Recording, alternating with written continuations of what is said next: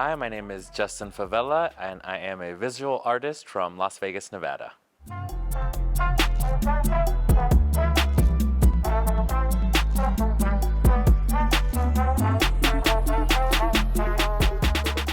So a lot of my work is inspired by different symbols of Latinidad, and I like to look at my own history as a Mexican American, Guatemalan American, Chicano American, and making sculpture is just what came naturally to me, and and I figured out really quick in the art world, the bigger the art piece, the more impact. So my sculptures just started getting bigger and bigger and bigger to the point where I started making lowriders and then full-on installation. So I think of piñata as not only an object, but also a medium in my work.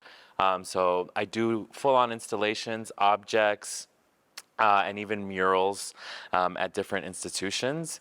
And so I was really interested in lowrider culture as an adult because I think as a kid, growing up in a very conservative family, lowrider culture was always associated with cholo culture, and it was also always reinforced in film and television as well. So when I was starting to look at symbols to really investigate and cultures, these subcultures that also represented Latinidad, lowrider culture was something I kind of stayed away from because I was never into real car culture as a queer artist and kind of stayed away from that. But when I started doing more and more research on lowriders and the families that work to make these beautiful works of art, and just the idea of Latinos, Chicanos specifically, taking the symbol of American progress, right, the car, and really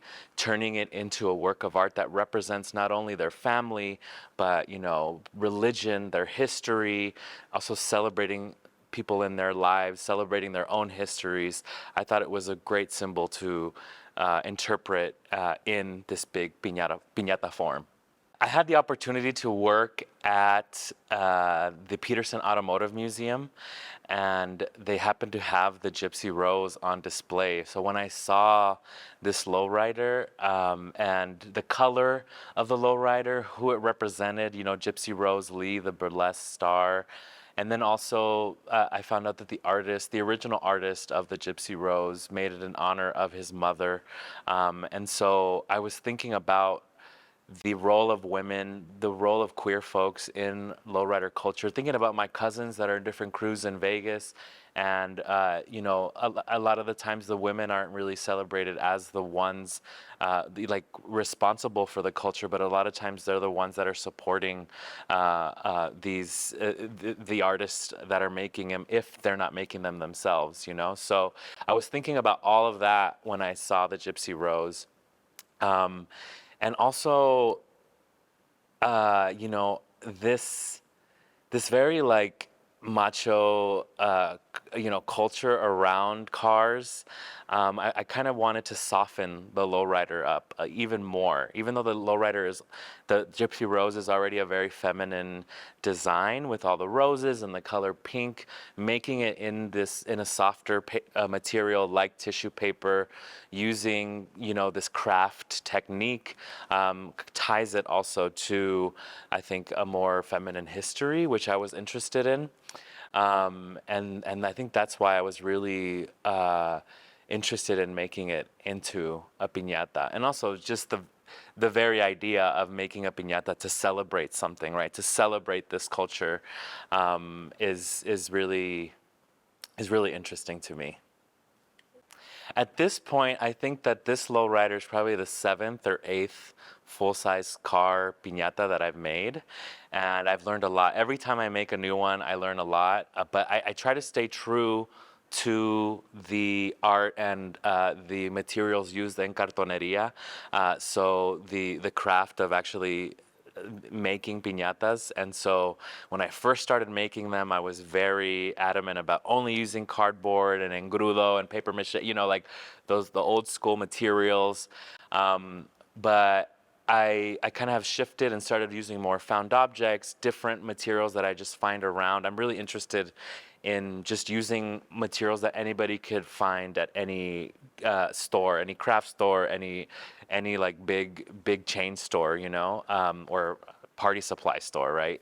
And so most of the cars are just very simply made with cardboard, maybe some styrofoam, and paper mache and glue, tissue paper. That's what the car is made of. The car, it looks really big, but because it's mostly paper, it probably weighs less than 100 pounds. This one in particular, because of the detail, the Gypsy Rose lowrider in real life is incredible. It took so long to make the original one because it has hundreds of roses on it and just individually pinstriped leaves on all the roses, over 1,000 of them. So making it for me took a long time as well. I had round the clock assistance for about a month to make this piece here. I've noticed in this exhibition that there's a lot of women in this show about car culture, and I love that because I think that's always, women are always underrepresented when it comes to exhibitions like this. And also there's a lot of erasure of like the queerness behind a lot of these works, and sometimes people get upset about me talking about lowriders in the way that I do, but I do see lowriders as the drag queens of the car world. And to me, it's hilarious that these like really macho guys making these really intricate, beautiful drag queen cars don't see that they're doing that, and don't see like the queerness in what they're doing. But I think the Gypsy Rose, for example, is one of those lowriders that is the idea of femininity from a man's perspective, which is really really messed up, but also it ties to lowrider culture and the representation of women that we saw in the early days of Lowrider magazine, and these debates that we still have today about the representation of women within the culture. So to me, that's really intriguing, and I do think that this exhibition is a conversation starter for sure about those issues. Seven Magic Tires is based on Ugo Rondinani's work that's out in the desert near Las Vegas, Seven Magic Mountains. And so Seven Magic Mountains is colorful boulders that are stacked up on the side of the road on the way to Jean, Nevada. And when the artist describes that work, I've read the description as, these really colorful sculptures out in the middle of nowhere, in the middle of the desert, right? And almost described as like a wasteland or this very arid, unlivable land, which is, from somebody from Las Vegas, is a very offensive thing to say because I live there and this piece is like on the way to the outlet mall. It's not in the middle of nowhere. And so I wanted to do a work in response to that. And after that piece was installed in the middle of the desert, I noticed that there was a friend of mine noticed that there was a tire shop in the Latino part of town on the east side where I'm from, and that made a stack of tires and painted them really bright colors like Seven Magic Mountains. And I thought, what if I actually recreate the whole thing, and instead of a boulder representing with color, I do a representation with tires. And so I went to the east side of town, got tires from my brother's friend's tire shop. They donated some used tires, and I was able to make the piece and install it on the east side of town. And immediately people understood what the work was about. It was a response to the original. And, kind of tongue in cheek, I was thinking like, what would our version of Seven Magic Mountains look like on the east side in an empty desert lot? And, for the people that don't have time, because, we're also busy with 2 or 3 jobs nowadays, to drive out, to take a picture, why not have a little version of it of our own that kind of represents the east side and the mecanicos and all the talleres that are on that side of town. So it was kind of my like tribute to the people that you know, built Las Vegas and continue to maintain it.